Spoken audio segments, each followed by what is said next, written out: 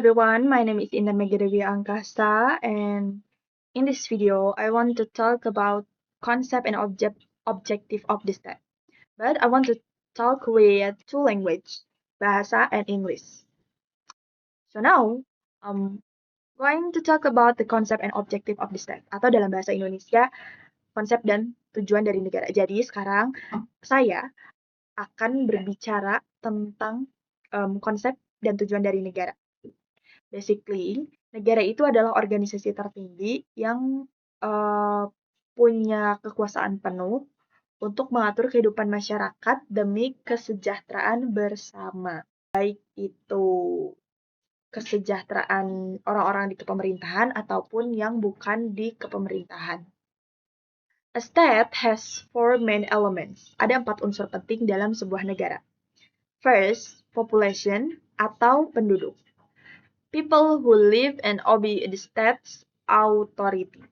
Jadi, orang-orang yang tinggal di situ, orang-orang yang tinggal di sebuah negara itu disebut penduduk atau populasi.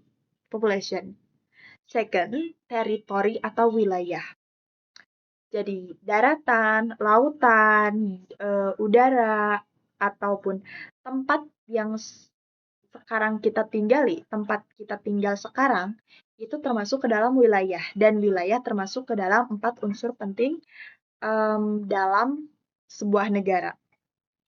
Third, government atau pemerintahan. Jadi, pemerintahan ini adalah lembaga yang punya wewenang untuk mengatur dan melindungi rakyat. And finally, suffrage needs, apa itu? And finally, kedaulatan. Kedaulatan ini adalah kekuasaan tertinggi yang bebas dari campur tangan negara lain. Without these four elements, a state cannot exist. Jadi, tanpa keempat elemen ini, negara nggak bisa berdiri secara sah. Jadi, kalau ada negara, yang dimana negara itu ada kedaulatan, ada pemerintah, ada populasi, dan wilayah. Nah, kalau negara itu nggak punya keempat itu, berarti negara ini tidak bisa berdiri secara sah. So, and now let's talk about the objective of the state atau tujuan dari negara. Sekarang mari kita berbicara tentang tujuan dari negara. Tujuan utama negara adalah untuk menjaga security atau menjaga keamanan. Kedua itu untuk menciptakan order atau ketertiban. Dan menegakkan justice atau keadilan bagi seluruh rakyatnya. Keadilan bagi seluruh rakyatnya. Negara juga berperan untuk meningkatkan welfare atau kesejahteraan, mendorong development atau pembangunan, serta menjaga environment atau lingkungan. Dan ada satu hal yang menurut saya ini sangat penting. Jadi negara harus membuka ruang untuk menciptakan participation atau partisipasi rakyat dalam pemerintahan.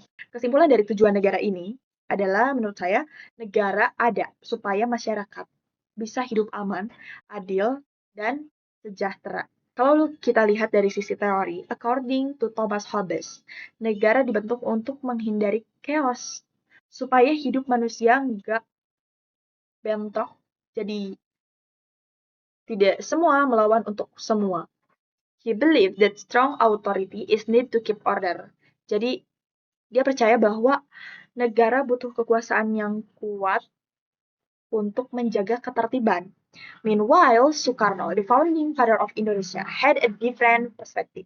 Jadi, Soekarno memiliki perspektif yang berbeda. Soekarno believed that the country should stand on humanity, unity, and social justice. Jadi kalau Hobbes fokus pada power and control, Soekarno menekankan gotong royong dan keadilan sosial untuk kesejahteraan rakyat.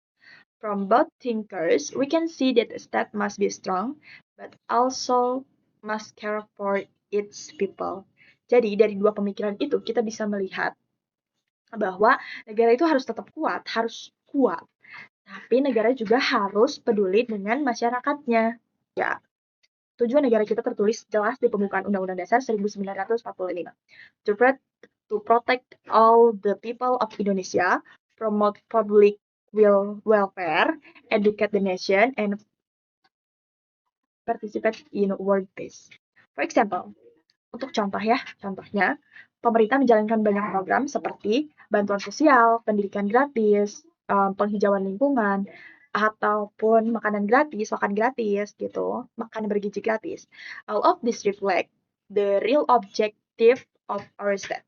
Jadi semuanya ini menunjukkan bagaimana negara berperan untuk rakyatnya. So, a state isn't just a place we live in. Jadi menurut saya, negara itu bukan cuma tempat atau wilayah yang kita tinggali. It's a system that protects, guides, and empower its people. Ya, jadi negara itu bukan cuma wilayah dan pemerintahan aja, tapi juga wadah, tapi juga tempat untuk mencapai keadilan dan kesejahteraan bersama.